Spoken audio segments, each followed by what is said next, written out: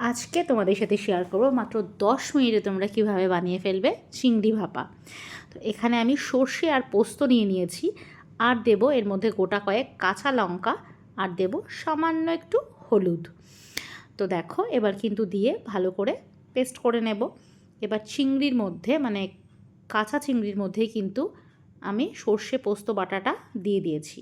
এবার এর মধ্যে দেব কিন্তু পরিমাণ মতো নুন, আর দেব গোটা কয়েক কাঁচা লঙ্কা ছিঁড়ে, আর দেব কিন্তু কাঁচা সর্ষের তেল।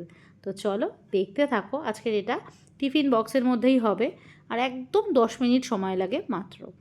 তো কড়াইতে আমি এই যে জল ফোটাতে দিয়ে দিয়েছিলাম, এর ওপরেই কিন্তু বক্সটা বসাবো। ওই ক্লিপটা আমার নেওয়া হয়নি, কিন্তু দেখো এবার একটু নাড়িয়ে ছাড়িয়ে নিলাম, নিয়ে কিন্তু বক্সটা বন্ধ করে দেবো।